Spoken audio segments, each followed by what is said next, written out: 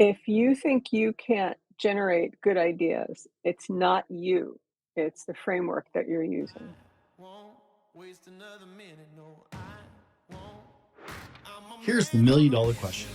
How do men like us reach our full potential, grow into the men we dream of being while taking care of our responsibilities, working, being good husbands, fathers, and still take care of ourselves? Well, that's the big question. In this podcast, we'll help you answer those questions and more.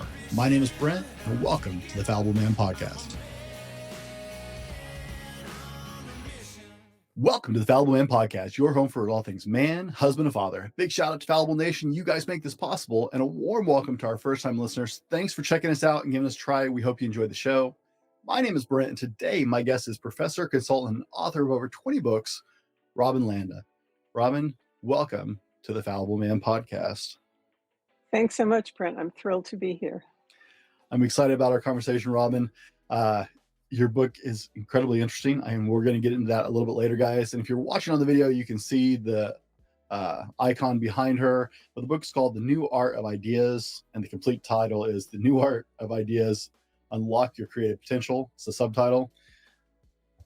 Now, Robin, you've written a lot of books, and we're going to dive into all that. But first, we got to have a little fun and get to know who you really are. And I like to start the show with a little bit of trivia. So how's your movie trivia, Robin? Depends on which era you're talking about. Fair enough, right?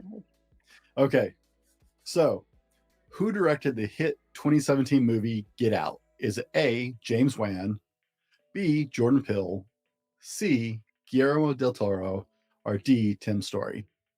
Oh, Jordan Peele. I love Jordan Peele. Jordan Peele. Okay. Now, guys, if you're playing along at home, you know the rules. Don't pause the show. Don't cheat. Make your guess. Write it down. We'll get back to that later because we know how incredibly important this part is, right? But don't cheat, okay? Don't get ahead of us. Now, Robin, I don't do huge introductions. I get to research my guests, and you all have such amazing accolades, but it doesn't translate to the person. So in your own words, who is Robin Landa? I'm a mother, a wife. I'm an educator. I'm a professor. I'm an author. I'm a designer. I'm a creative spirit. Wow. You have that like down. You're ready for this question. Well, you have to have your Twitter handle, right? So your bio. I have more people trip up on that question. They're like, you think it would be pretty straightforward, especially because you got to have that, right? You go look at mine. We all have our little things under our social medias. This is who we are. Right. But everybody's like, I had one guy who was like, that's so deep. Can we come back to that? Okay. Yeah, that's fair enough. I didn't plan it as an existential question, but we got there apparently. Now, Robin, if you could have any superpower, what would it be and why?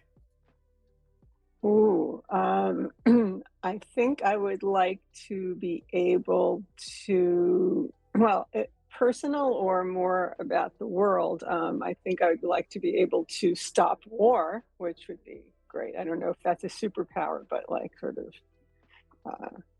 the way Spidey uses his spider webs. I mean, I think I'd like to stop things. But on a personal level, I'd love to be able to be invisible and listen into what people have to say. Okay. There is no wrong answer in the first part of this, so you're doing Okay. great. This is the part that makes everybody uncomfortable. It's always a big laugh to me. It's like everybody gets so uncomfortable in these get to know you questions, and then we get into the rest of the show and they're like, "Oh, I'm good. This is what I talk about." But there is no wrong answer. It's a great way to start a show to me, because we all have those things, right? I have the superpowers I'd like to have. Everybody else does, and we all have different reasons. That's always the fun part. Listening in on, man, it would be cool to be able to just like hear some of the other conversations going on. I'd like to be the fly on the wall in a few rooms for sure. Right, exactly. And I have to tell you that the question you just asked me is something I ask my students about superpowers. I use that for a design exercise. So we're on the same page, but I never threw it back at myself. Yeah, that tends to mess with me. I'll be asking people questions. They're like, well, what's your answer? I'm like, oh, didn't prep for that. My bad. Right. Robin, if you could learn any new skill instantly, what would it be and why? I would want to learn filmmaking. Okay. I've been trying to write a screenplay over the past few years, and I really, really, as you saw, as soon as you asked the question about Get Out, I'm a fan of Jordan Peele's and any great filmmaker. I think it's a really great way to get to mass audiences today. I mean, many people don't read much anymore, so film seems to be, or TV seems to be a way to get to them. Yeah, it's very sad to me that we're, as a society, reading less and less. Hmm. There's so much wisdom and knowledge to soak up in books. It's something I'm trying to teach, make sure my children understand and grow with. Is they see my wife and I reading, they have books they're interested in reading, so they can just fall in love with it. And uh, it's That's great. it blows my mind. It's like people read less and less. What is it now? I think people on average read less than 3 or 4 books a year. Or yeah, I would say less. Yeah. I'm spitballing that in and look that up, guys. So don't hold me to that. I think it is actually less, but I try and be optimistic sometimes. What purchase of $100 or less have you made in the last year that's had the biggest impact on your life? Ooh, well, I would say that I recently bought a very inexpensive stationary bike, less than $100. Yeah. And so yes, and it's really, and it has a desk. And so I Ooh. can write and pedal at the same time. So Oh, that's very cool. My friend has one of those for his work computer. He'll he's been a desk jockey for, oh goodness, 25 or 30 years. And so he's got a stationary bike where he can sit and work on his computer. He's like, I gotta right. move, man. I was so happy when he upgraded. He got a standing desk after I got one for my studio. He got a standing desk for his home office. He's like, this is so much better. It is, and I actually write on the elliptical too. We got an elliptical during lockdown, so because Mhm. we stopped going to the gym, and I put my laptop on the elliptical, and it's the best hour of writing ever because the endorphins are just really flowing. It's amazing. I am not confident that I am coordinated enough to try and do an elliptical and write at the same time where we're coming. Well, you can't you do the arm part, but if you have a stand for the laptop on it, Yeah, it would be a stretch for me to pedal a bike and work on my computer. I'd be afraid I'm going to dump the computer. Just, you get used to it. but I've seen standing desks with like a track treadmill on them, Hmm. and I've seen the Right. bike one. I haven't seen an elliptical one. That's very cool. A little terrifying, but definitely very cool. It can be just to your listeners, don't fall off. Don't listen to me. No, don't. Robin, you have accomplished a lot of things, just like reading through the accolades and reading through your career, getting ready for the show. But what are you most proud of in your life? And that can be anything. It doesn't have to be an accolade. Just what are you most proud of in your life? Well, I'll have to say two things if that's okay. Because I have to say that I'm very proud of my daughter, having raised a very nice person, and I'm very proud of preparing so many students for entry into careers that are very satisfying for them. And I mean, I've literally taught thousands of people, and so many of them have, I would say 98% of them have very satisfying careers in very competitive fields, and they're earning really good living. So I'm very pleased with that. That's excellent. For our listeners, what specifically subjects do you teach? I teach graphic design, advertising, art direction, promotional design, all aspects of it within the creative professions, copywriting, advertising, communication design. Okay, those are really high demand uh, careers. So that's awesome. And thank you, by the way. I'm deeply appreciative of teachers at all levels of our education system Oh, for thank making you. a difference. I have a lot of friends who are teachers. My sister's a teacher, and so I'm deeply appreciative of people who are investing in our future. So thank you for that. Thank, thank you for saying that. I I really think we need great teachers. Oh yes, absolutely. I know and love so many teachers. They're just like, I look at what they do every day. It's like, I'm not sure how you handle that sometimes. I don't know that I could handle that many students. I'm really comfortable one-on-one with people and like coaching, but large groups of students would just, I think, drive me nuts. So You, that's like you yeah. get used to it. In fact, a bigger class full of students, I actually like that because then you have more chance for dialogue. So, well, more people to contribute. What's one random fact that people don't know about you? I'm a dancer. Yeah. Um, yeah, an amateur dancer. Actually, I was in a dance company for a while. I used to perform. My father was a professional dancer. I used to perform with him, and I'm an amateur champion. Yeah. So, yeah, What I is still dance. I'm sorry. what particular styles do you prefer? I do ballroom, Latin, and swing. And now I'm in my middle age. I'm learning jazz and Broadway theater dance. Very cool. Very cool. Thank you for sharing. You're welcome. What's something everybody should know about you before we dig into today's subject matter? I really believe in respecting people. I really try to honor the humanity in everyone and make sure I listen to them and take everything that they say very seriously. Okay. Now, guys, you know the drill. We've been spending some time just getting to know who Robin Landa is and what she's about. In the next part of the show, we're going to start diving into ideas, creativity, and Robin's new book, The New Art of Ideas. And I promise you, this applies to you.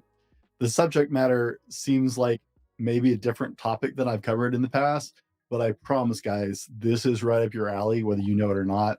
We're going to roll to our first sponsor, and we will be right back with more from Robin Landa. Now, before we go any further, I wanted to share with you guys, I don't always tell you how much I love doing my podcast. Like, I passionately love what I'm doing. And one of the things that makes my life better as a podcaster is to work with a company like Grow Your Show. Grow Your Show is a one-stop podcast do-it-all. Now, I use Grow Your Show for my marketing, but Grow Your Show is literally a one-stop shop. You can record your episode and just drop it off with them, and they take it from there. It's amazing. If you are interested in picking up podcasting as a hobby, or maybe you're looking to expand your business and use podcasting in that aspect, talk to my friends over at Grow Your Show. Adam will take care of you. I guarantee it. I trust him. He's my friend. He's my business colleague, and I wouldn't trust anybody else with my show.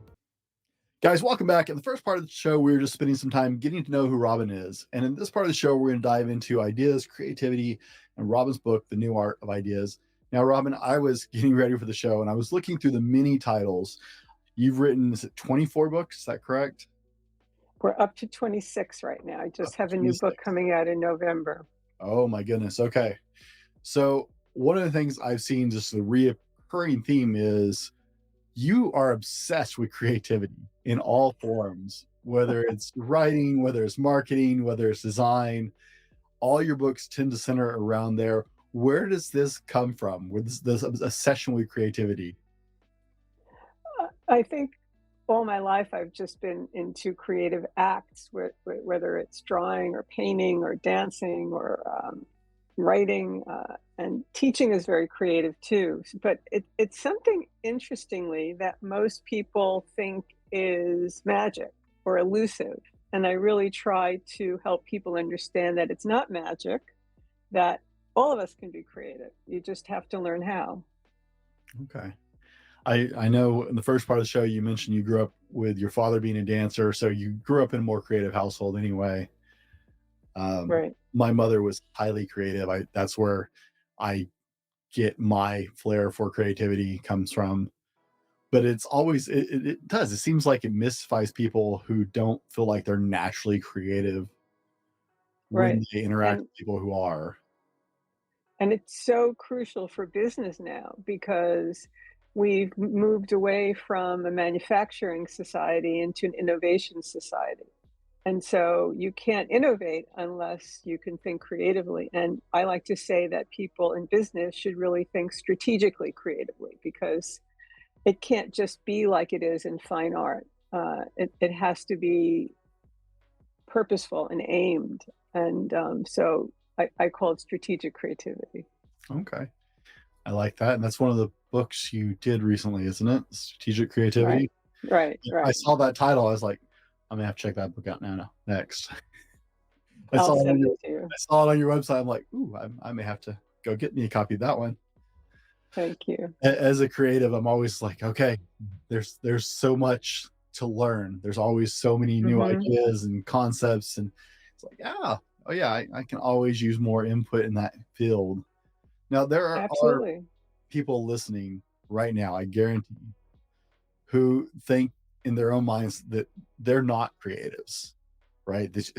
For some of us, it's a more natural inclination and just something we've grown up with. Like I said, my mother was very creative. Your father was very creative, right? There are some people who just think, I'm not really a creative. Do you have to be creative to have valuable ideas? No, I think that you're right. Some people are naturally have inclinations towards creative thinking and are you could call it have talent or gifted in particular ways. There's an inclination towards seeing mindfully, but you can learn to think creatively. And there are several practices you can employ, such as mindful listening, mindful observing, really looking at things and focusing on them, listening very carefully, so that you're always looking for a possible solution or looking for a prompt or looking for an insight into human behavior. And so people can absolutely learn to enhance their creativity and their creative thinking. And especially if they're very, very smart and good critical thinkers, it's a great coupling of critical and creative thinking. Okay. Now, I really, your process has been hailed as the new ideation process, the first new ideation process since the mid 20th century. I read that, reading your book and reading the reviews on your book, and it's like, wow, that's weird, right? Because we get lost in time frames a lot of times. We don't think about how much time has passed and the jumps in thought processes. Why is it more effective than other processes? Well, I think the process that probably your listeners are very familiar with is brainstorming. Like everybody uses that as a kind of a generic word or term for going and thinking of an idea. And brainstorming came out in the mid 20th century, and it really it forces people, and it was really originally meant to be used in a group in an advertising agency for people sitting around a table and coming up with ideas. And so these people were already creative individuals, creative professionals, but it demands that you throw out either a fully formed idea or a partially formed idea. And that's very difficult. Like, how do you get the idea? How do you form the idea? And so after teaching for all these years and teaching literally thousands of university students to generate worthwhile ideas, not just any old idea, but good ideas, I codified my process. And what seemed to be missing was two main things. So my process, should I go into my process? Is that okay, Brent? You know what? We're going to get there a little bit later, but okay. I don't want to spoil the surprise. It's coming, guys. It's coming. I promise. Okay. You're going to love it because it's simple and clean and effective. So just hang tight. We're going to get there. You've said something very interesting in that just it hadn't even clicked in my head, because I've sat through a lot of brainstorming sessions.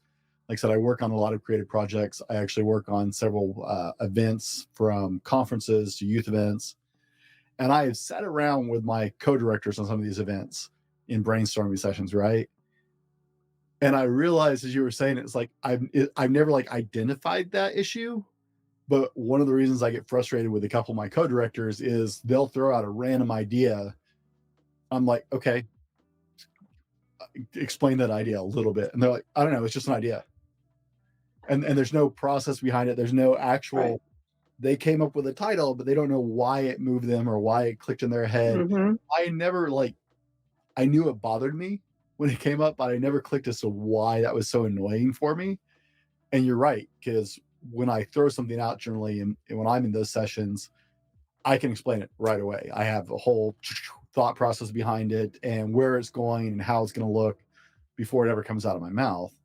Like I said, it's a difference. I've grown up doing this kind of stuff. But yeah, I didn't think about that. That is a really valid issue with brainstorming, because we use that all the time, but it's not, Right. it's so frustrating because you really need a full concept when you throw out ideas in those sessions. Right. And the other issue with brainstorming is that people are intimidated. They're afraid to say something risky or something uh, wild for being judged. And so either they don't say anything or they'll say something common or pedestrian. And then since it's a group and everybody has to agree, it's going to come down to a pedestrian idea that everybody agrees on. And so it's really a problematic method for most, I think, for most people. Certainly, when you have in an advertising agency or graphic design studio or branding studio, creatively trained people, like yourself, it can work. But for people who are not trained that way, it's a very challenging process. Yeah, yeah, for sure. Now, wanted to stop and talk. You have some great collaboration on this book. You have some great contributors to this book. Want to stop and I like the cover. It's very eye catching, and you have these beautiful illustrations throughout it. And there are some other contributors. So let's stop and talk about them for a minute, because this was obviously a group project. So, what a lot of people don't know is that the cover, as you mentioned, which I think I really love, I didn't design it, so I can say that I love it. And the illustrations were created by an actor, by Holly Taylor, who, if your listeners have been enjoying Manifest, which is on Netflix, Holly is one of the stars of Manifest, and she's a great villain in the TV series. But Holly's also a wonderful person, and she's not she's a wonderful person in real life, a villain in this as this character, and a terrific designer. And she was my student, and so that's how we met. So okay, you were teaching. It's always interesting to see how people connect with other people, right? We were talking before the show, and you mentioned she was an actress. Like, so thank you for answering that. How you synced up? That's one of the great things I love about doing a podcast, honestly, between just, total break from the topic, is all the people I get to meet and interact with, right? I get to make all these incredible connections with these incredible people, and some lead to other things and some don't, but I've still gotten to meet all these incredible people who have interesting insights and experiences, and it's so fun for me to get to visit with them some. Now, I want to, before we get into how to generate worthwhile ideas in the next part of the show, I wanted to stop for a minute and jump ahead to, I believe it's chapter 7 in your book, where you talk about emotional obstacles for ideas and creativity. It's not something I've really heard other people bring up. As a creative individual, people do not always understand how exhausting, emotionally and mentally exhausting it is to be creative. Like, if you are inherently naturally creative, I have days where literally an idea will click into my head and I am actually unable to do anything else until I sit down and realize that idea. Whether that's a random design because I sell merchandise on my website, or an idea for an episode or an offering or something, right? I will get, and it gets lodged in there, and I literally will hit a point where I am paralyzed. I can't function and do anything else until I get the idea out. It's got to manifest out. Manifest may be the wrong word, but it's got to come out, right? Mm-hmm. But like, I stopped doing the live stream I used to do because I was emotionally exhausted after every live stream. Like, we'd kill a live stream for the night. I used to do them on Monday nights, and literally I would shut down my computer and I was done. Nothing else happened that night. I changed into my sweat shorts, curled up on the couch with my daughters and watched something that I could just let my brain soak into, like Big Bang Theory or something just really light. And it was just draining for me to do that. And I think there are a lot of people who don't understand that creativity, whether you're naturally creative or whether you've had to learn to be creative, has some drawbacks and some obstacles you create, and you don't always know, right? You don't always realize that's what it is that's actually blocking you from wanting to do that or even ride that dragon. So can we talk a little bit about emotional obstacles? Sure. Yeah. I mean, I think you're right. I have a lot of friends who, like you, have to get it out of their heads. You know, it's living in there, and you have to get it out into the world. There's so many different obstacles from uh, whether it's being distracted today by social media or email or phone calls or having to do too many things, right? Too many chores. So if you're trying to work or create and laundry's piling up, or if people are demanding of your time, there's so many different things that come into play, let alone the psychology of feeling that you're creative or feeling creative professionals.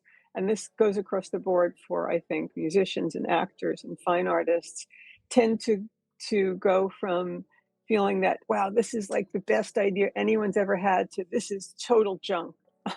And we run this gamut with, it can happen within a half an hour. And I've noticed after teaching all these years that a lot of my students feel that their self-worth isn't there, and it's a really people are very vulnerable when they're trying to create and come up with ideas. And so we really have to figure out ways to boost ourselves, to see if anybody can step in and help a little bit, like with laundry or walking the dog or attending to a toddler. All of those things are obstacles, and we really have to identify them.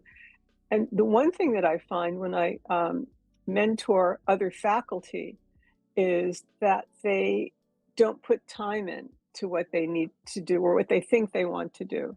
And what I advise people to do is to make the time, like as you said, that you want to create something or work on a business project, non-negotiable. Just like taking a shower, brushing your teeth, non-negotiable, right? Taking your medicine, non-negotiable. You just have to do it. I advise people to feel that way about their work. Do you do that with your writing? Oh, yeah. Oh, yeah. I do that with writing and with exercise, non-negotiable. It just, it has to be done. And it's sort of like, for your listeners, those of you who say, well, I may be too tired to exercise today, or I'm too tired to go to the gym. I'm sure you always feel better once you've done it.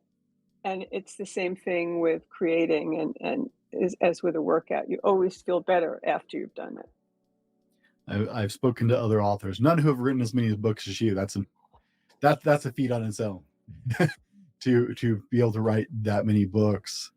But all of them, I've heard that same echo who have success. I've talked to a lot of people who thought about writing books, and I've gotten 120 pages into my manuscript three times, Very good. 3 times now, because I got 120 pages in and stopped doing it for a while and totally changed where I was going with it. But the ones who actually get to print and become authors and have books out there, I've seen with all of them, it's like you have to just put the time down, and I'm going to write from this time to this time, whether that's every day or every other day, whatever pace you need to go at. But all of them have said you have to just block that time and say, this is what I'm doing, or your book will never finish. Right. And as you said, I think it's the same for musicians and dancers and writers. Is that once you're doing it, feels good. The endorphins start to flow, and so if you do sustain it for an extended period of time, you will feel good. and it's rewarding. And so, but if you do it in bits, it's not so rewarding. Your brain doesn't get a chance to give you a gift back. I'm a big fan of time blocking. We talk about it a lot on this show and with my men's groups because, right, I think I did research for one show, and I think on average, if I remember right, it takes about 23 minutes to get back on task when you get interrupted in the middle of something, to actually get back into that same flow state where you were when you got interrupted. You know, you can jump back in it, actually get your head back in the right place and your heart back in the right place. The average is 23 minutes of lost time every time you get interrupted. And so I'm a huge fan of time blocking. Like, we start with the non-negotiables, as you called them, right? And block those in. Other things get filtered in around there, but we start with non-negotiables and projects we need to take care of, and then move from there. Because, right, I have a lot of things going most of the time, a lot of projects I'm working on. If I don't block them in to work on them, they're not getting done. Life happens. Right. Right, yes. And that's one of the obstacles, right? Oh yeah. I had to change my schedule radically yesterday, as I told you via email this morning. And so, yesterday did not play out the way I planned. And life happens, unfortunately. That's right. That's right. But guys, why are we talking about creativity? Why are we talking about ideas? We're talking about them because you have them. You have ideas. You may not think they're creative. You may not think they're necessary. You may not think you are a creative. You have value inside your mind. Absolutely, you have something to contribute to your family, to your company, to your own business, to the world at large. You have value inside your head, and it matters. And so Robin is helping us help you get to a place where you're comfortable actually processing that out. And that's what we're going to get into in the next phase of the show. We've been discussing Robin's book a little bit and just ideas and creativity in general, which for some people is a very uncomfortable subject. In the next part of the show, we're going to dive into how to generate worthwhile ideas. We're going to roll to our next sponsor, and we will be right back with more from Robin Landa. How well do you sleep at night? Do you toss and turn and wake up more tired than when you went to bed? Sleep is commonly one of the critical elements people fall short on in their life. The quality of sleep you get directly affects your ability to control your weight, your ability to add muscle, your stress levels, and your everyday job and life performance. If you're ready to move to the next level, then sleep has to be part of the plan. Check out our friends at ghostbed.com if you're ready to get your best sleep. I love my ghost bed. I've been sleeping on one for a couple of years, and it's made a huge difference in how I sleep. Hit ghostbed.com and use the code thefallibleman30 to get 30% off your order and start getting better night's sleep tomorrow. Now, let's go on to the show. Guys, welcome back. In the last part of the show, we were discussing just ideas and creativity and Robin's book, The New Art of Ideas. In this part of the show, we're going to dig into how to generate worthwhile ideas. And Robin, I want to just get this out of the way because this is the most important question that our listeners need to hear right at this moment is, can anyone use this process to help generate beneficial ideas? Absolutely. I've made it a completely accessible, easy to use framework that's really easy to remember. Guys, no matter what you do for a living, no matter where you are in your life, you will be able to utilize these steps to help you generate ideas, and you can call them creation or not, whatever you're comfortable with in your terminology, whether you want to call them creative, but you can use this to generate useful ideas wherever you are, wherever you want to apply it to. I promise you, or I wouldn't be sharing this with you guys today. Now, Robin, this is a process you call the 3Gs. And so I don't want to over explain those. I want you to explain those. So let's get into goals, right? So the goal is the simplest part of my framework, which is the goal is what you want to achieve, right? And a lot of people think that a goal is the idea, but it's just what you want to do. It's what you want to achieve. But then it has to be modified by the other two Gs. Okay. So we start with goal setting. And guys, if you've listened to the show for any length of time, you understand goals. Okay. We talk about goals a lot of times. We talk about SMART goals.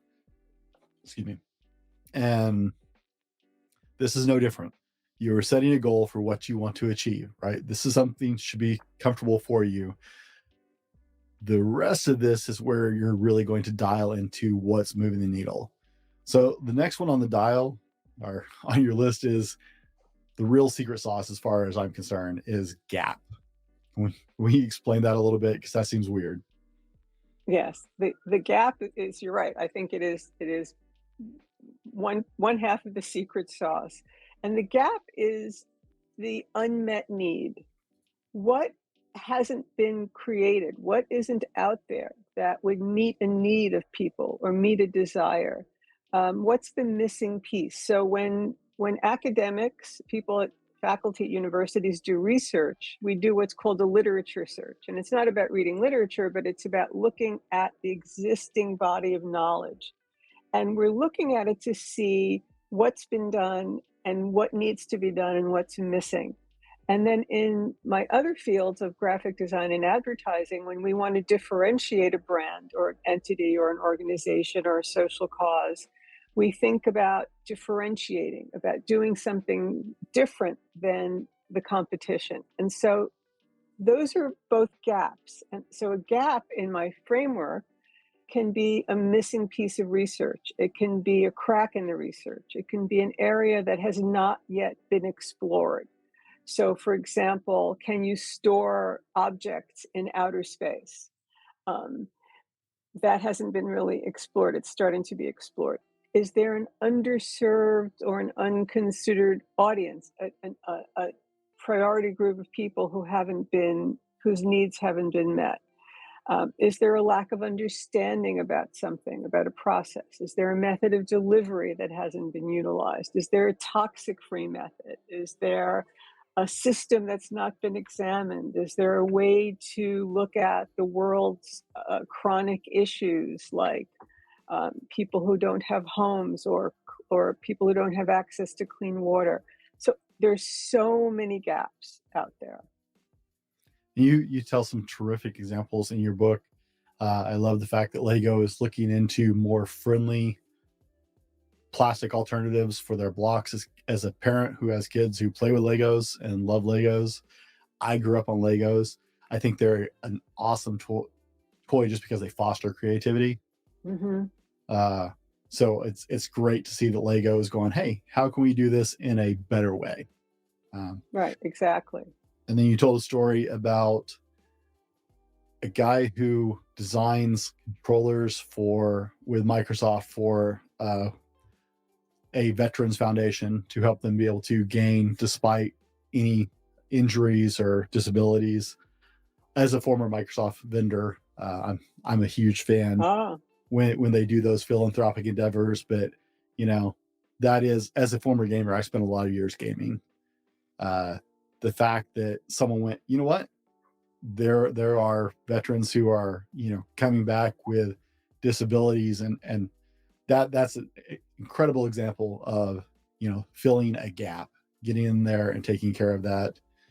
And she has other examples in there, guys, but those two resonated really well with me. I was like, the controller, the Microsoft Adaptive Controller, is one of my absolute favorite industrial design pieces. And it was many years in the making and very dedicated people. I think a lot of people don't know that there are 46 million gamers living with disability in the US alone. So imagine what it is worldwide. And gaming is very important to people. It's a way to connect, especially if you're gaming online, to others or in a room with other people. It's therapeutic. And so many veterans come back with major injuries that was really, really an important project. It is. I love it. Now, the third G in the set is game. So let's talk about game for a few minutes.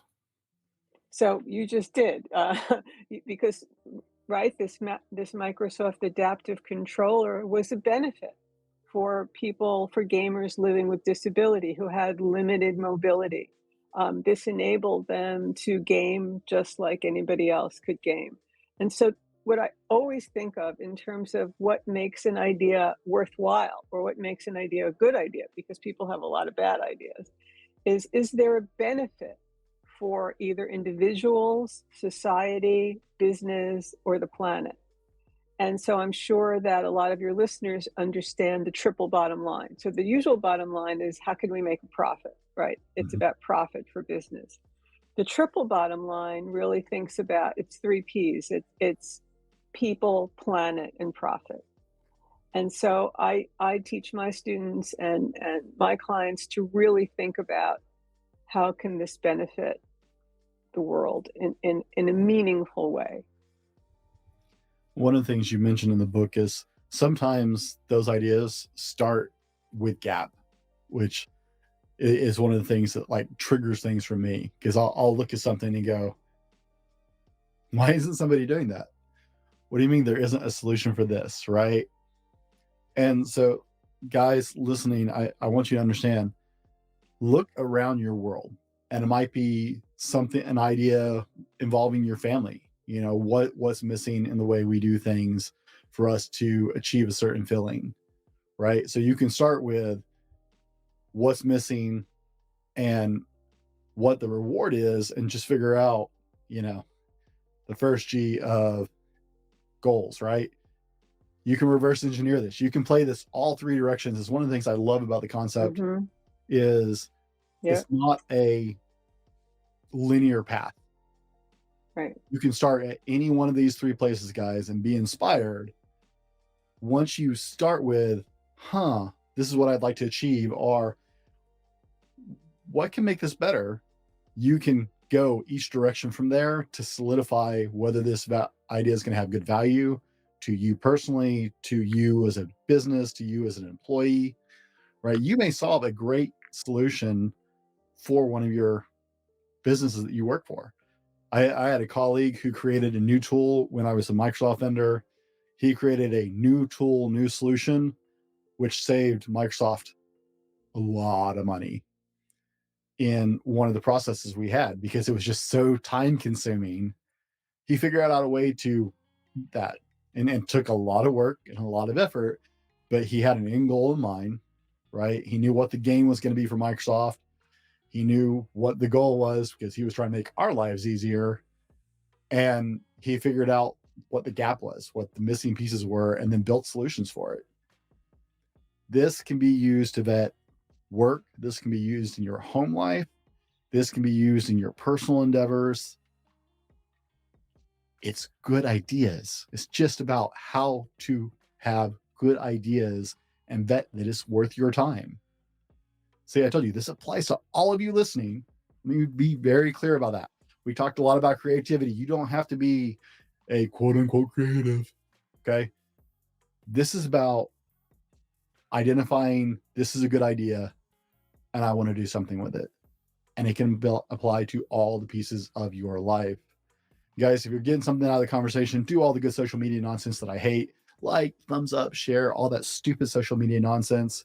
The best thing you can do is share this with somebody who needs to hear this. Now, Robin, what are the first 3 steps our listeners can implement right now, coming off this conversation, to start utilizing this? Well, you've actually said it. You're so insightful, Brent. Sorry. It's really, it's really, no. It's great, because you're. I'm going to say it in a different way. You want to look for pain points. What is something like, so whether you're working on an assembly line and you notice something that, if we did this is not working that well. What could we do to make this better? What is the pain point? Or if you said it in terms of your family, the man, and I'm forgetting his name right now, I apologize, who created OXO, the goods product design company. His wife has arthritis and she had trouble opening the jar. And he thought there must be a better way to create products that can help people who have an issue like this. So to have a product with a can opener with a better grip, or something like that. So what is a pain point for people? What's keeping people up at night? And sometimes it's really simple. There's a fellow named Sharma, who I wrote about in the book, who is in the financial sector. And he helped people with their retirement accounts. And he realized that there wasn't really an actual firm or a business that was dedicated to people either being able to roll over their retirement accounts or how to just work on retirement accounts alone. And so he created that business. Or somebody whose friend really needed therapy, but couldn't afford it, and she came up with a model of a very inexpensive monthly rate for psychotherapy. So it can happen in your life. I really urge you to be observant, to watch human behavior, just the way when we listen to observational comedians talk about their lives and the things that they notice. If you start to really look around you and notice people's behaviors, you will notice gaps, you will notice pain points. And that's a really easy way to enter my framework and to start thinking of ideas, or think about what would benefit people. What's not out there that people would really help people. Okay. Robin, what's next for Robin Landa? Are we getting more books? Are you going to follow that dream and become a filmmaker too? What's next, Robin? Thank you. I'm writing. I have a new book coming out in the fall about careers, and I'm now working on a new proposal for a book for Columbia University Press. Okay. Where is the best place for people to find you? I'm all over the place. I'm on LinkedIn and Facebook and Instagram and Twitter. I haven't hit Be Real yet. I don't know if you have, but I haven't hit that French platform of unfiltered images yet. So, but everywhere else, and then there's my website too. I have so many platforms that I am not about to jump on another one. I haven't heard of that one yet, but there's no way I'm going down that rabbit hole. I'm already on like 8. It's horrible. As someone who hates social media, the irony of making a living on these kind of platforms is not lost on me. But my friends who know me really well, they love to mock me. They're like, "Oh, better update your Instagram, Dallin." I hate it. Don't want another one. I'm too spread thin on those. So Be Real. I'll have to look. I hear you. I've never heard of that one before. But it's French. French. Another platform. Oh, this is too many. Now, I know you guys are dying to know who directed the hit 2017 movie Get Out. The options were A, James Wan, B, Jordan Peele, C, Guillermo del Toro, or D, Tim Story. You guessed Jordan Peele, and congratulations, Robin, you were right. So your movie trivia skills are up there, right? You were trying to say that, it depends on what era it came out. 2017 is relatively recent for all of us who are pretty not new. 15. So hey, you're doing pretty well if you got that one. I had to look it up. I couldn't have told you that. I'm like, Jordan who?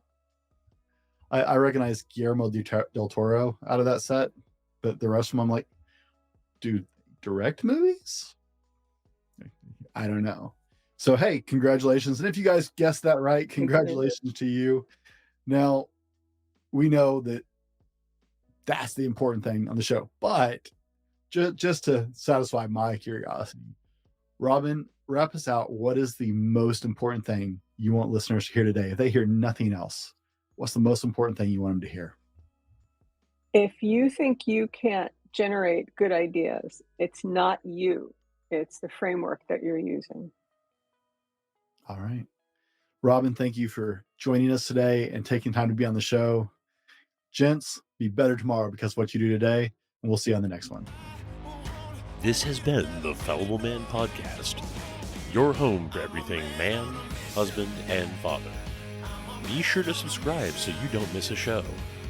Head over to www.thefallibleman.com for more content and get your own Fallible Man gear.